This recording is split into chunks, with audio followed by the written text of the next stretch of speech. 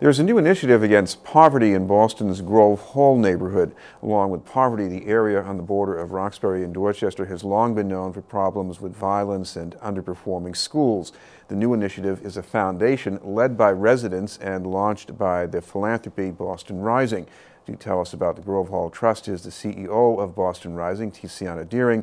Also with us is the director of the ABCD Elm Hill Family Service Center, Tony Richards. Thank you both very much for being with us. Thanks for having me. Tony, you're one of the trustees in the new foundation, and this more or less reflects some thinking in the community about what the community needed, I guess, a missing piece. So help us understand, what was that missing piece? I think from many conversations, a lot of organizations and initiatives a lot of times come into the community and do things kind of to the community rather than for the community.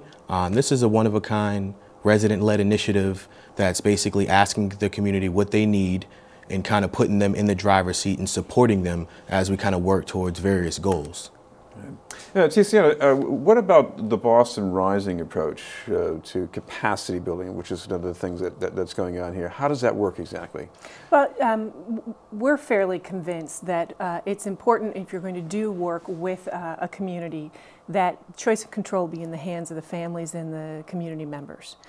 And with the Grove Hall Trust and in general, your introduction talked about all these things that Grove Hall is known for: violence, poverty, but it's a community full of leadership, vibrancy, aspiration, leaders who do all kinds of things just like Tony in the community. We don't think about that part, but when we put choice and control and some options in the hands of the community, those who have been there fighting the good fight and doing that work all along, there's an opportunity for them to come forward and say, okay, there's a new pool of resources, we know what needs to be done, let's make some smart investments. So our approach is simply to clear the way for the people who are already there and already ready to go.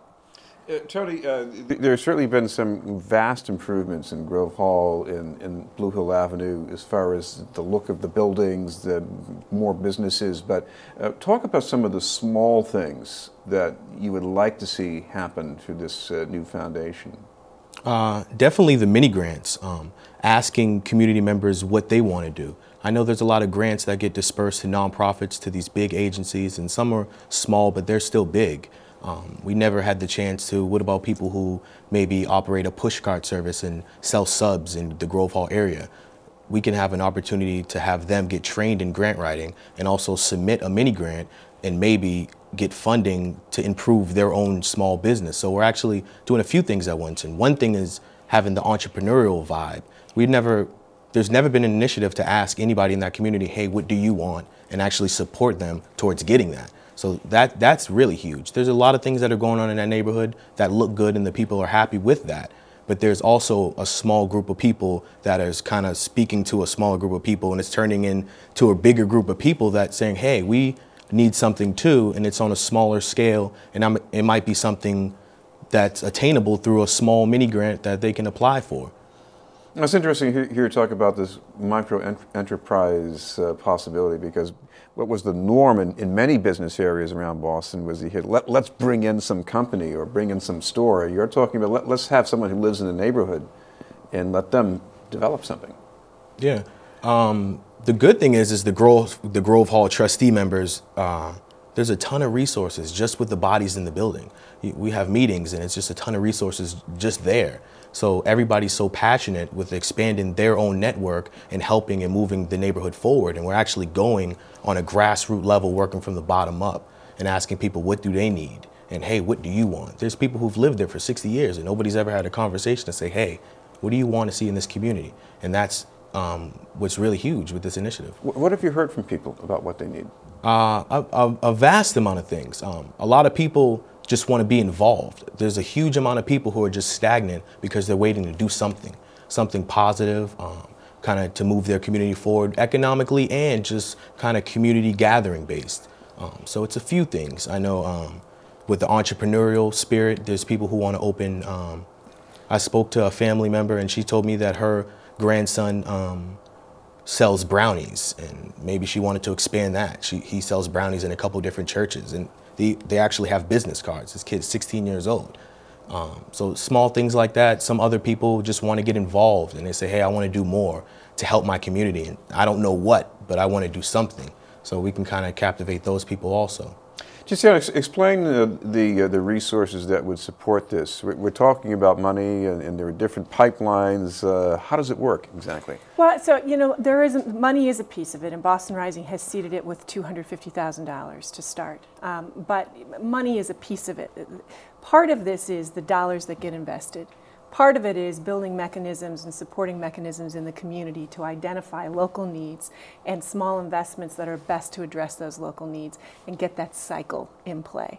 Boston Rising wants to and is staffing the Grove Hall Trust trustees, and we're ready to make any information available. We're ready to help supply information about best practices. Here's what we know is successful grant making, here's what isn't, but that has all just got to be grist for the mill. Ultimately, the whole point of this is localized action to localized immediate response to needs and local wisdom put into play.